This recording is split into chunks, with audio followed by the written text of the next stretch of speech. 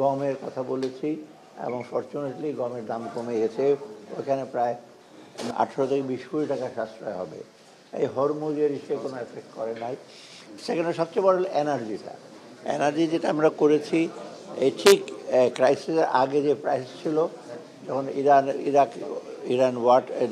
Israel ওয়ারটা যে বন্ধ করলো, তখন যে ইমিডিয়েটলি আমরা রিটেন্ডার করে আমরা প্রায় $5 থেকে $10 কমে আনছি। ওখানে প্রায় 70-80 কোটি টাকা খরচ হয়েছে। এটা আমি মনে করি এনার্জি ডিভিশন একটা ক্রেডিট। কারণ আগের প্রাইসটা ধরা বলে যে হরমুজ প্রণীত বন্ধ হয় না, ওরা বলছে বন্ধ হয়। আর আবার গমের ব্যাপারেও কমেছে, শুধু সারটা কিছু বেড়েছে অল্প, কেমন একটা উপায় নাই, কারণ আমাদের এটা আসে বেশি বা মরক্কো থেকে টিউনিশিয়া থেকে, ওটা কিছু বেড়েছে। সার্বিকভাবে আমরা মোটামুটি স্যাটিসফ্যাক্টরি। আর চাল গমের যে রিজার্ভটা আছে এখনও সন্তোষজনক, তবু গম আমরা বলছি যে 50,000 টন আনবে, যাতে আমরা এই দিকে একটু সজাগ যে খাদ্য দ্রব্য যেন কোনো রকম শর্টেজ না হয়। যে কোনো দেশেই অর্থনৈতিক কর্মকাণ্ড, অর্থনৈতিক সংস্কার কিন্তু রাজনীতির উপর ডিপেন্ড করে। রাজনীতি হলো সবচেয়ে ইম্পর্টেন্ট জিনিস। তবে আমাদের এমন কিছু ঘটে জানে যে এখনো হচ্ছে না, কারণ এখন মোটামুটি তো একটা অ্যাগ্রিড একটা সময় আসছে, ইলেকশনটা কবে আসে, এতে সবাই মোটামুটি সবাই সন্তুষ্ট আর কি। এখন সেটা রাজনৈতিক অনিশ্চয়তা। তবে ওরা চিন্তা করছে যে বাইরে থেকে ওরা ভাবে যে ফেব্রুয়ারি হবে কি না হবে, তো আমরা তো বলছি হবে। এটা কিন্তু আমাকে প্রশ্ন করেছিল যখন ওয়ার্ল্ড ব্যাংকের রিলিজ হয়। অর্থাৎ আপনি দেখবেন রিসেন্টলি কিন্তু IMF বলেছে, কিন্তু রিসেন্টলি ওয়ার্ল্ড ব্যাংক অ্যাপ্রুভ করেছে, ADB অ্যাপ্রুভ করেছে, গতকাল পরশু চায়নাতে যে AIB ছিল ওরাও বিরাট একটা অঙ্ক অ্যাপ্রুভ করেছে, তারপর AFD।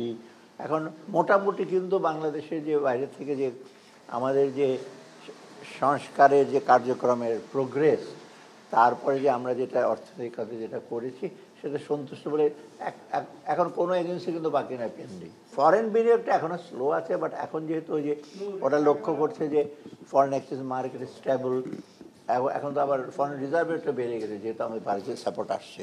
অর্থাৎ মোটামুটি যদি আমাদের রেগুলেটরিটা জিনিসটা ঠিক থাকে, দেশে অ্যাটমসফিয়ারটা ঠিক থাকে, ডেফিনেটলি বিনিয়োগ বাড়বে।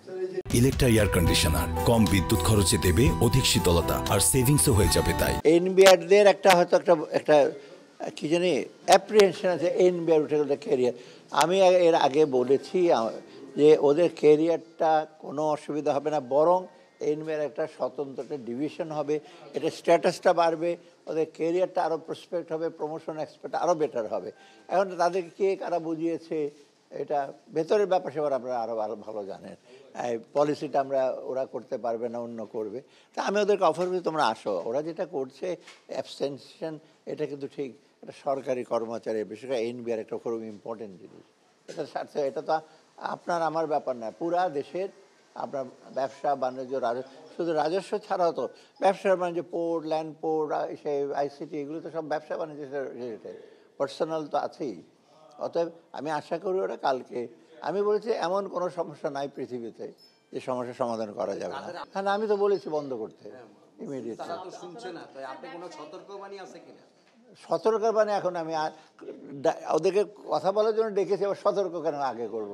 আগে তো কথা বলে নেই। তারপরে এনবিআর তো আমরা রিফর্ম করছি কেন? এনবিআর ভেতরে আপনার অনেক রকম ইসে আছে, ডিসক্রিপেন্সি আছে, অ্যাকাউন্টেবিলিটি নেই, ট্রান্সপারেন্সি নাই, তাই না? অতএব এইখানে বেশিরভাগ আগের সরকারের সময় কিছু সংখ্যক ব্যবসায়ী তারাই কিন্তু বেনিফিট, ভালো যারা লেভেল প্লেয়িং ফিল্ড তারা কিন্তু ওদের ধারে কাছে যেতে পারতো না। অতএব তাদের ব্যাপার হতো এটা। আমি একটা অনুমান করে বলছি যে এখানে কিছু স্বার্থ আছে, না হলে হঠাৎ করে ওদের ক্যারিয়ার নিয়ে এত চটে গেল। অন্যায় যদি কিছু ইসে না থাকে, এটা হলো আমার অনুমান। এটা ব্যবসাতে আমি দোষ দিচ্ছি না, ব্যবসার সুযোগ খুঁজবে যে